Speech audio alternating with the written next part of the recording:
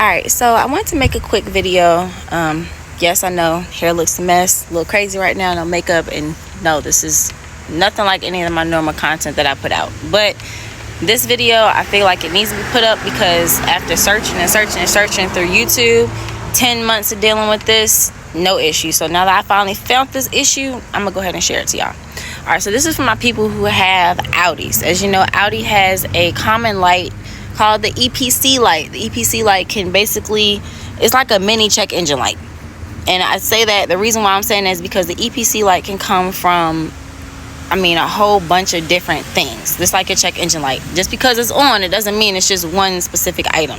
The EPC light is the exact same way. You can have the EPC light on and not have on a check engine light. Something else I've learned dealing with this process.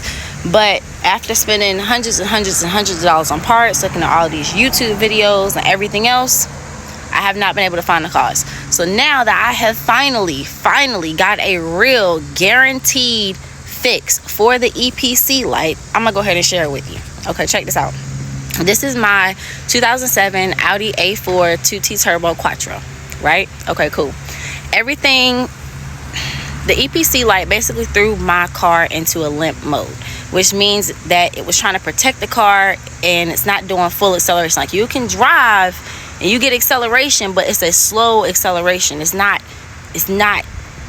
giving a give. You feel what I'm saying? It's not getting there. Now, eventually, as you start driving, you can, build your speed up. Once you're going, but nobody wants to deal with that slow acceleration, right? Okay, so first and foremost, the first thing we're thinking about is, okay, cool, well, maybe the car is not getting enough gas. That's why it's not going, right? Change the fuel pump.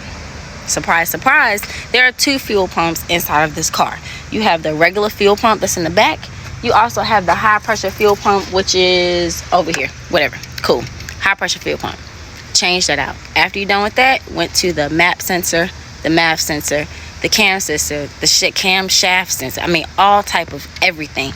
Check this main grounding. Let me let you see it. Check this main grounding wire right here.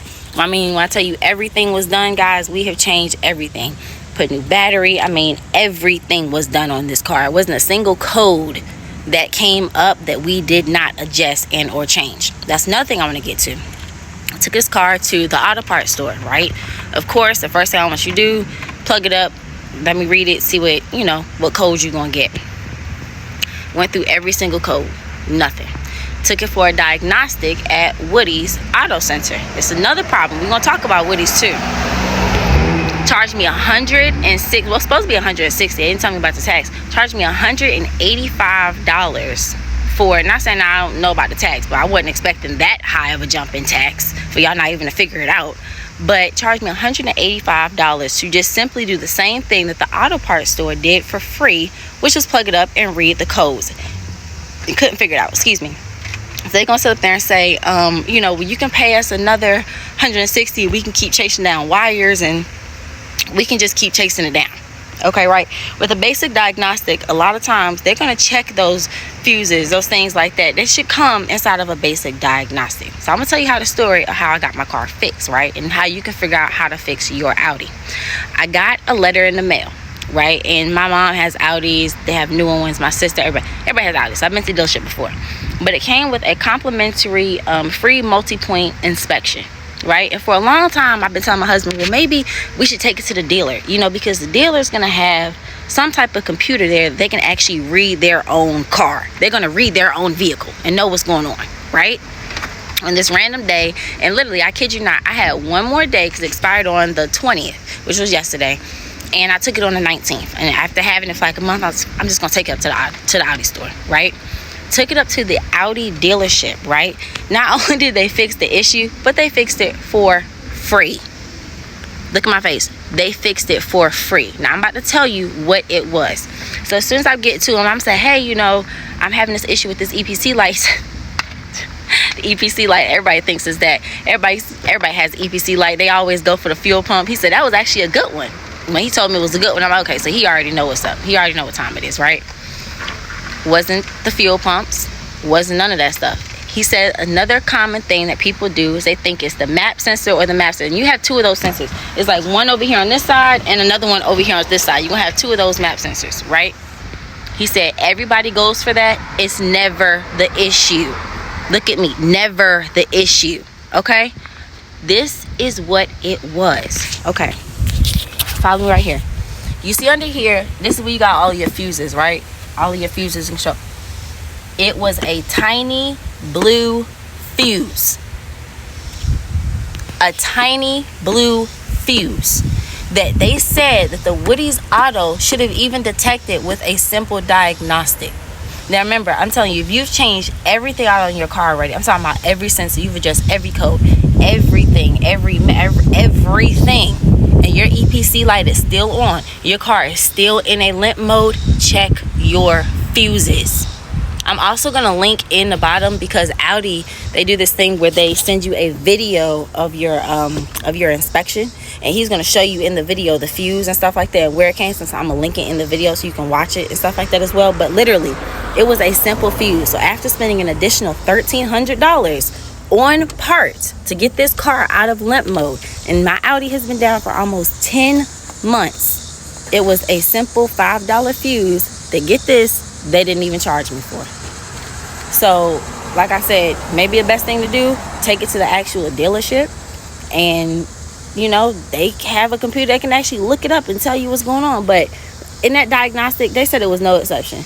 No, they said Woody's Auto Service should have been able to detect that with no problem. Not anything special that they did, not hooking it up to an extra Audi computer, not doing anything crazy, anything extra like that. They said they should have literally been able to find this one fuse.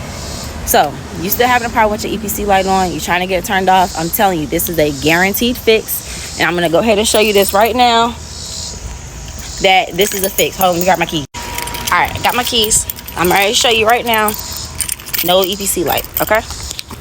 Alright. And yes, I need to change the battery. But inside the car, you already know. That's another thing we gotta talk about, right? As you can see, I changed out the radio, right? Put the screen in the radio. Why did Woody's try to tell me that the problem coming from my car could be potentially coming from the wiring and the radio being wrong? When I told Audi that, y'all, they laughed. Audi dealership laughed. They said, ma'am, you can put your radio back in. So I'm going to show you right now. You see this right now? No EPC. Now you see where? Do you see an EPC light? Do you see an EPC light? Look at this. Look at this. A fuse. Look at this. No EPC light. So if you're having a problem, you need to get the EPC light on there. Check your fuses. Check your fuses.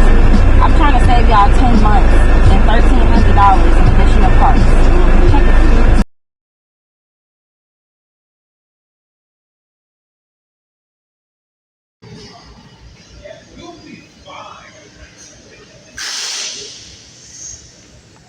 I was just checking out your vehicle.